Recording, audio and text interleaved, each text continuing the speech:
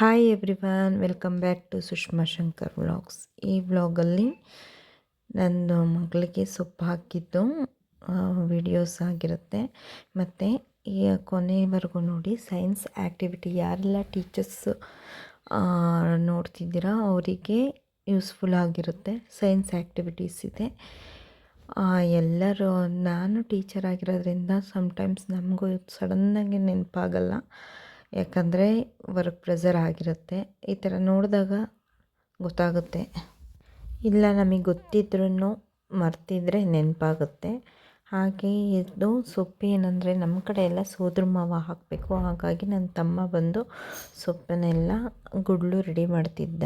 ಗುಡ್ಲು ready ಮಾಡಿ ಅವಳಿಗೆ ಪೂಜೆ ನೆಕ್ಸ್ಟ್ ಇವಾಗ ಪೂಜೆ ಮಾಡ್ತಿದ್ರು ನಮ್ಮ ಅಕ್ಕ, ನನ್ನ ಫ್ರೆಂಡ್ ಸಂಧ್ಯಾ ಅಂತ. ನಿಮ್ಗೆ ಓಲ್ಡ್ ವೀಡಿಯೋಸಲ್ಲೆಲ್ಲ ಹೇಳಿರ್ಬೋದು. ಅವಳು ಪೂಜೆಗೆಲ್ಲ ಪೂಜೆ ಮಾಡಿಸ್ತಿದ್ಲು ಅವಳ ಕೈಲಿ. ನಮ್ಮ ಮನೆಯಲ್ಲೆಲ್ಲ ಎಷ್ಟು ಬೇಗ ಎಕ್ಸ್ಪೆಕ್ಟ್ ಮಾಡಿರಲಿಲ್ಲ ಅವಳು ಆಗ್ತಾಳೆ ಅಂತ. 5th ಸ್ಟ್ಯಾಂಡರ್ಡಿಗೆ ಈಗಿನ ಫುಡ್ ಮೇಲೆ ಅಂತಲ್ಲ, ಸೊ ಹಾಗಾಗಿ ಆಗಿಬಿಟ್ಲು. ಬಟ್ ಅವಳಿಗೆ ಕೂತ್ಕೊಳ್ಳೋದಕ್ಕೆ ನಿಂತ್ಕೊಳ್ಳೋದಕ್ಕೆ ಇನ್ನೂ ಅವಳಿಗೆ ಊಟನೇ ನಾನು ಮಾಡಿಸ್ತಿದ್ದೆ, ಮಾರ್ನಿಂಗು ಈ ನೈಟೆಲ್ಲ. ಹೇಗೋ ಒಂದು ಪೂಜೆ ಮಾಡಿದ್ರೆ ಸಾಕು ಅನ್ನೋಂಗೆ ಆಗಿತ್ತು. ಒಟ್ನಲ್ಲಿ ಪೂಜೆ ಎಲ್ಲ ಮಾಡಿದ್ಲು. ಪೂಜೆ ಎಲ್ಲ ಮಾಡಾದ್ಮೇಲೆ ಅವಳು ನೆಕ್ಸ್ಟ್ ನನ್ನ ತಮ್ಮ ಮಾಡಿರೋ ಪೂಜೆ ಕ್ಲಿಪ್ಪಿಂಗ್ ಸಿಕ್ಕಿಲ್ಲ, ಯಾಕಂದರೆ ನಾವು ಅಲ್ಲಿ ಓಡಾಡ್ತಿರೋದ್ರಿಂದ. ನಮ್ಮ ಅಕ್ಕ ಸಂಧ್ಯಾ ಮತ್ತು ನಮ್ಮ ಮಾವವರ ವೈಫು ಅತ್ತೆ ಪದ್ಮ ಅವರು ಮಾಡ್ತಿದ್ರು. ಅವ್ರ ಪಪ್ಪನೂ ಇರಲಿಲ್ಲ, ನಾನು ಓಡಾಡ್ತಿದ್ದೆ. ಸೊ ಹಂಗಾಗಿ ಮಧ್ಯೆ ಒಂದೊಂದು ಕ್ಲಿಪ್ಪಿಂಗ್ ಹಾಳಾಗಿದೆ. ನಾನು ಇದನ್ನೇನು ವೈಟಿಲಿ ಅಪ್ಲೋಡ್ ಮಾಡ್ತಿದ್ದೀನಿ ಅಂದರೆ, ಅಟ್ಲೀಸ್ಟ್ ನಮ್ಮದು ಚಾನಲ್ ನೇಮ್ ಗೊತ್ತಿದ್ದರೆ, ಈ ಪೆನ್ ಡ್ರೈವ್ ಲ್ಯಾಪ್ಟಾಪ್ಗೆ ಹಾಕ್ಕೊಂಡು ಪೆನ್ ಡ್ರೈವ್ಗೆ ಹಾಕಿದ್ರೂ ಮಿಸ್ ಆಗುತ್ತೆ. ಅದ್ರ ಬದಲು ಇದು ಚಾನಲ್ ನೇಮ್ ಕೊಟ್ಟಿದ್ರೆ ಇನ್ನೂ ಒಂದು 10 ವರ್ಷನೋ 20 ವರ್ಷನೋ ಚಾನಲ್ ನೇಮ್ ಹೊಡೆದಿದ್ದ ತಕ್ಷಣ ನಮಗೆ ಈ ವಿಡಿಯೋಸ್ ಎಲ್ಲ ಸಿಗುತ್ತೆ. ಹಾಗಾಗಿ ನಾನು ಇದರಲ್ಲಾದರೂ ಇರಲಿ ಅಂತ ಸೇವ್ ಮಾಡಿಬಿಟ್ಟು ಇಟ್ಕೋತಾ ಇದ್ದೀನಿ. ಅದಾದಮೇಲೆ ಅವಳಿಗೆ ಪೂಜೆ ಎಲ್ಲ ಮಾಡಿ ಅವಳು ಕೂರಿಸಾದ್ಮೇಲೆ ಅದಕ್ಕೆ 5 ಜನ ಬಂದು ಅಕ್ಕಿ ಇಟ್ಟು ಮತ್ತು ಹೊಸ್ಲ ಹತ್ರ ಕರ್ಕೊಂಡು ಬಂದ್ವಿ. ಹೊಸ್ಲ ಹತ್ರ ಇಡೋದಕ್ಕೆ ಅಲ್ಲಿ ನಮ್ಮ ಮನೇಲೆಲ್ಲ ಗಿಜಿ ಬಿಜಿ. ಲಾಸ್ಟಲ್ಲಿ ಏನಾಯ್ತಂದರೆ ಏನಂದರೆ ಎಷ್ಟೇ ನಾವು ಕಂಫರ್ಟಬಲಾಗಿ ಇಟ್ಕೊಂಡ್ರೂ ಲಾಸ್ಟಲ್ಲಿ ಪೂಜೆ ಟೈಮಲ್ಲಿ ಎಲ್ಲ ಗಡಿಬಿಡಿ ಆಗಿಬಿಡ್ತು.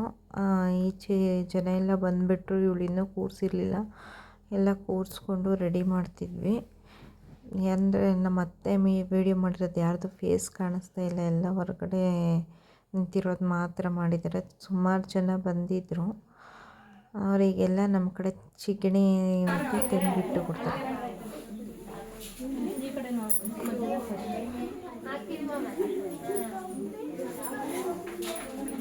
ಕುಂಕುಮ ಇಡು. ಈಗ ಮೇಲಕ್ಕೆ ಅರಿಶಿನ ಕುಂಕುಮ ಇಟ್ಬಿಟ್ಟು ಹೂವು ಹಾಕು.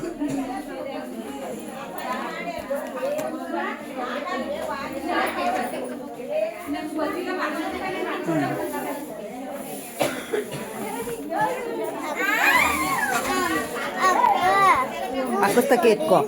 ಇರು ಅಕ್ಕಸ್ತಕ್ಕೆ ಎತ್ಕೊ. ಅಕ್ಕಸ್ತಕ್ಕೆ ಹಿಂಗೆ ಹಾಕು. ಇಲ್ಲ ಈಗ ಅವಳು ಹಾಕಬೇಕು. ಹೂವು ಮುಡಿಸು ತಗೊಂಡು. ಸುಷ್ಮಾ ಗಂಧದ ಕಡಿ ತಗೊಂಬರೇ.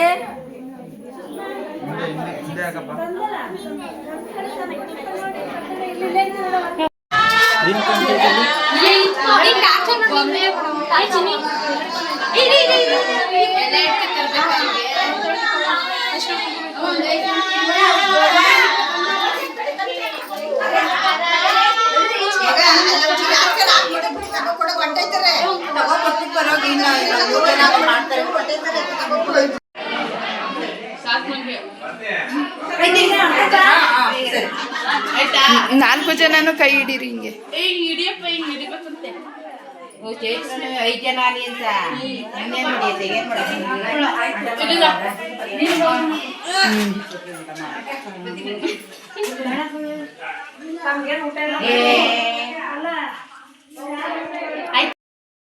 ಶೋಭಾನ ವಿಡಿಯೋಸು ಕ್ಲೀನಾಗಿ ಕೇಳಿಸ್ತಾ ಇಲ್ಲ ಅದು, ಯಾಕಂದರೆ ಜನ ಮಿಕ್ದವರು ಮಾತಾಡ್ತಿದ್ರಲ್ಲ, ಹಂಗಾಗಿ ಅವರೆಲ್ಲ ನಮ್ಮ ಮನೆ ಮಕ್ಕಳೇ.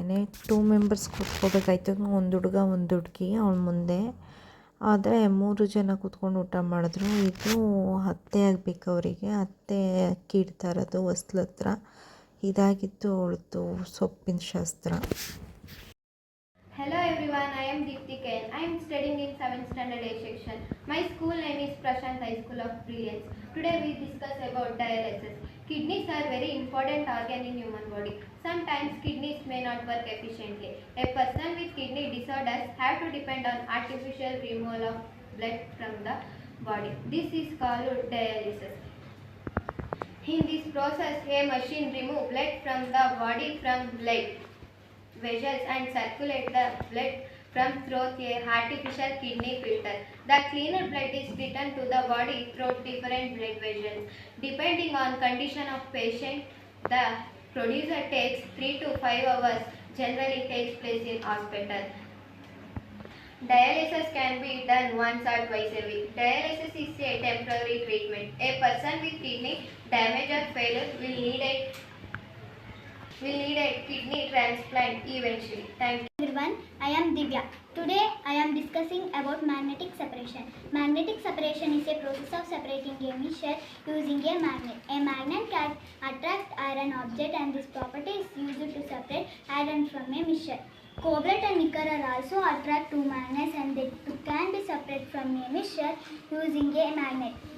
For instance, magnetic metal particles or in soil can be passing through magnet soil sample.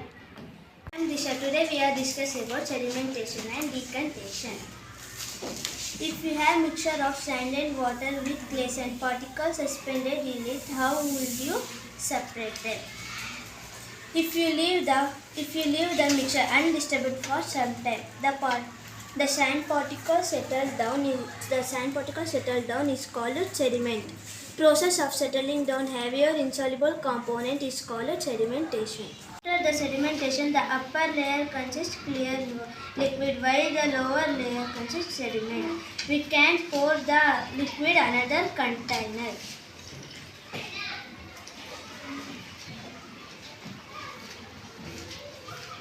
This process is called decantation. I am Shreya. I discuss about loading and filtration. Loading. Muddy water contains tiny clear particles that are suspended and take a long time to settle their own. Decaying this muddy water obtains clear. Water can take a lot of time because the clay particles settle slowly. To speed up this process, a method is called loading. Loading involves using a piece of alum. Alum attracts the dirty particles and make heavier, helping them quickly. The clay particles settle at the bottom of the beaker. The clear water decanted into another beaker. Filtration. Filtration is used to separate insoluble solid particles from a liquid solid mixture like sand and water. In your home, you may have seen use strainer for separating tea leaves from tea. For separating very smaller particles, a filter paper is used. It is a special paper with millions of tiny holes in it. The solid remains on the filter paper is called residue. The liquid which passes through the filter paper is called filtration. I am Yukta. I am discuss about churning and distillation. Churning is a common method used in homes to separate butter from curd. Traditionally, curd is churning by using wooden ladle or long churner. Nowadays, electronic operated blender are also used for this process. During churning, the lighter butter flow to the top while the buttermilk remain behind this. This method is also used for separated cream from milk. Distillation involves evaporation followed by condensation. The separation of a salt water mixture into salt and water by distillation relates on the fact that water is a valented liquid which heated will solid. Salt is a non-valented solid that does not vaporize upon heating.